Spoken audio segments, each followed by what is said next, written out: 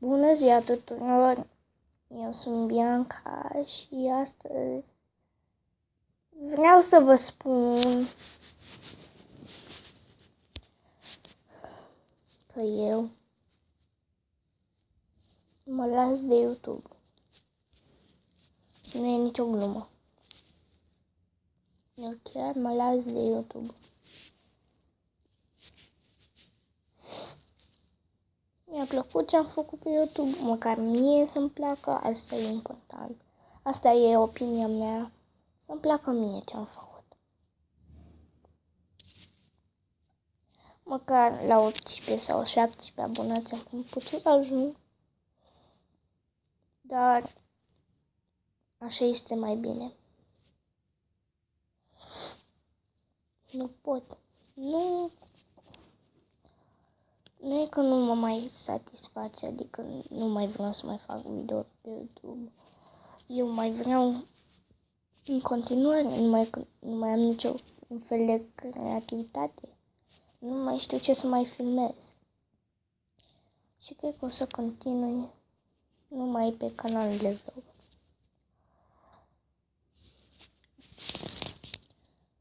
Sau știți ce? Chiar nu pot să mă las de canalul de vlog.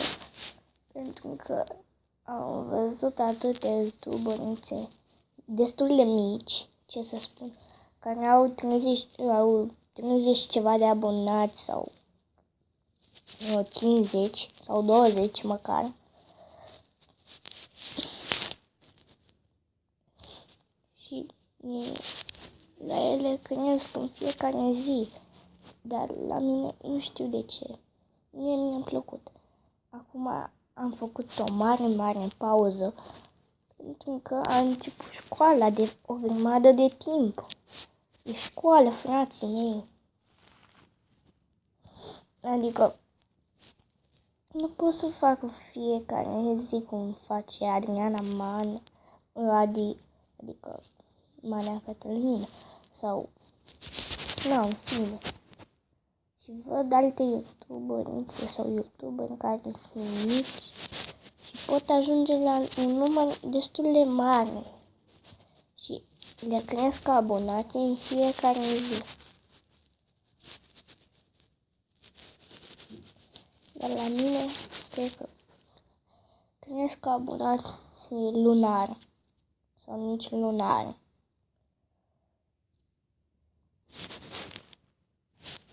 Așa că n-am ce să spun. Eu vreau să mă las din acest moment de YouTube. Dacă o să mai crească numărul abonaților, s-ar putea să mă reapuc. Dacă nu, mă las de tot, îmi șterg contul și îmi fac altul. Și nu mai fac YouTube.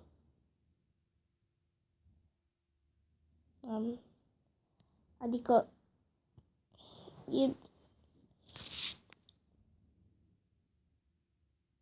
vouă v-ar place, mai ales să nu vă crească abonații. Adică cum nu cresc mie.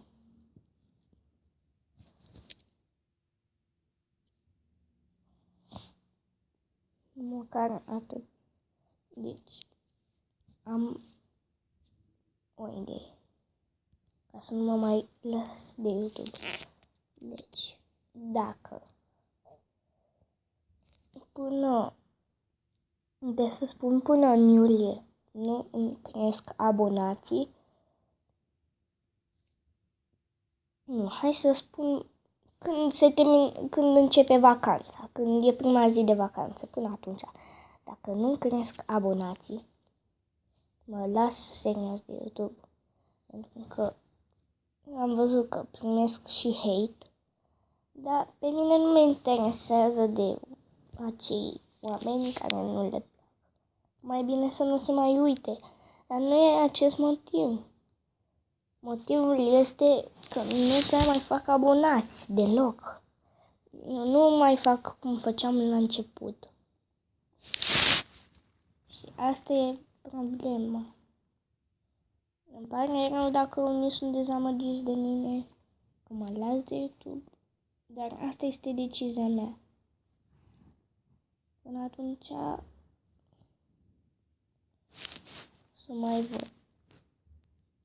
Nu o să mai postez până măcar 40 sau 50 de abonați nu mai fac, nu mă mai apuc. Dacă nu fac acel număr, nu mai fac niciun fel de YouTube.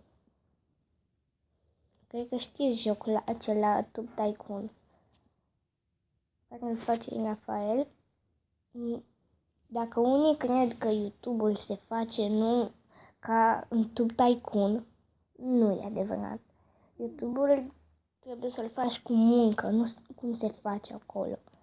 Trebuie să muncești ca să îți iasă un video bun și ca să ai mai multe like-uri, ca să ai mai multe share-uri. Degeaba ceri, dar oricum ești nevoit să ceri, cum fac YouTuberii mari, dar sunt nevoiți.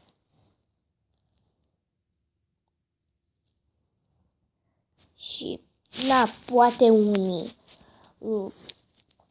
YouTuberi așa mai mici au vrut să se apuce de YouTube numai ca să câștige bani. Atâta cred eu, că unii au vrut să se apuce de YouTube ca să câștige bani. Poate au o situație financiară destul de rea și nu fac ei, adică, Și așa, din ce câștigă, se pot schimba ceva, nu știu. Dar așa sunt YouTuberii, sunt nevoiți să ceară like-uri, să ceară share-uri, să ceară și subscribe-uri, adică ești nevoit. Nu te apuci de YouTube numai ca să ai niște videoclipuri. Te apuci de YouTube cu suflet și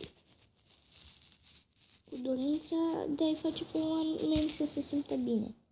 Nu ca să faci tu să faci tu un videoclip și te simți tu bine. Tu trebuie să-i faci pe ceilalți oameni să se simtă bine. Pentru mine nu contează cum mă simt eu.